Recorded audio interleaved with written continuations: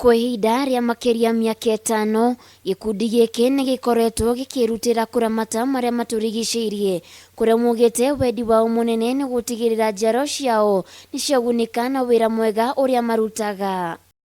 Ũmũthĩ mũthĩ wa kũhanda mĩtĩ ĩrĩa makoretwo magĩkũria kwa ihinda iraya, gũkũ makiuga itanya rĩao nĩ gũtigĩrĩra mĩaka ĩgũka kũndũ gũkũ gũgũkorwo gwa kũgucĩrĩria maitho ma mũingĩ na kũrĩa marĩũkaga kũhurũka. Na kũrĩa andũ mahũraga maĩ magatwara matangi-inĩ buroti-inĩ ciao cia makũhũthĩrwo nĩ andũ thĩinĩ wa buroti.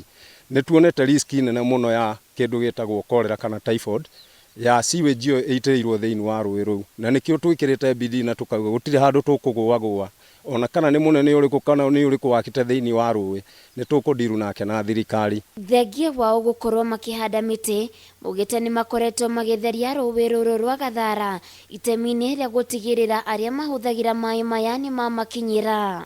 Mĩaka ĩngĩ ĩgũka 15 tũtigakorwo na maĩ thĩinĩ wa rũĩ rũrũ, koguo tũkĩona nĩ wega twĩrutĩre nĩgetha twambĩrĩrie wĩra ũyũ wa kũhanda mĩtĩ na gũtunza mazingira maitũ nĩgetha tuone atĩrĩrĩ rũĩ rũrũ rũciaro rũrĩa rũgoka thutha witũ kana ciana iria tũraciara rĩ nĩ ikarũkora irũhũthĩre na rũkamateithia. Itanya rĩa gĩkundi gĩkĩ nĩ gũtigĩrĩra rũĩ rũrũ nĩ rwatherera nĩguo kũrigĩrĩria mũingĩ kumana na mogwati ma ndwari iria ciumanaga na maĩ ma gĩko. Rĩu nĩ twenda gwĩtia ũteithio kũrĩ thirikari ĩtũ support tũkĩruta wĩra wa gũtheria rũĩ rũrũ, moke matũrũgamĩrĩre andũ acio matindatindĩkwo mehere thĩinĩ wa rũĩ nĩgetha tũhote kũhanda mĩtĩ ĩrĩa tũrenda kũhanda, tondũ nĩ tũrenda kuona atĩrĩrĩ andũ aya othe me raini ĩno ya rũĩ rĩ, sewage iria ciothe maitĩrĩire thĩinĩ wa rũĩ rĩ, thirikari ĩtangĩtũkuhĩrĩria na nĩkĩo tũramĩta yũke rĩ, matingĩtiga gũitĩrĩra.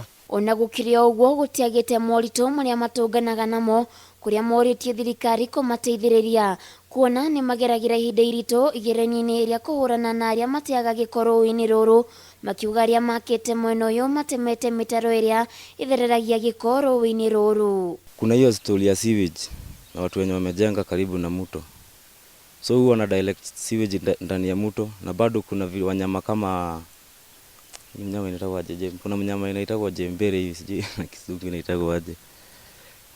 Huwa zinatusumbua sana na story ya kuharibu mimea yenye tumepanda huku juu. Ukiangalia kuna vitu kama mahindi, kuna vegetables tumepanda huku, bado huwa zinatusaidia kufund project yetu. Oho nĩ morĩtie thirikari ya kaunti gwaka thingo ndaraca-inĩ ya rũĩ rũrũ, kuona ĩkoragwo ĩrĩ ũgwati kũrĩ mũingĩ wa mwena ũyũ, mũno makĩria kũrĩ ciana rĩrĩ irĩ mĩciĩ-inĩ, makiuga kwanagwa mwana rũĩ-inĩ rũrũ. Handũ-inĩ ha Kameme TV ndĩ kaunti ya Laikipia, Getwo Waithira wa Kĩhara.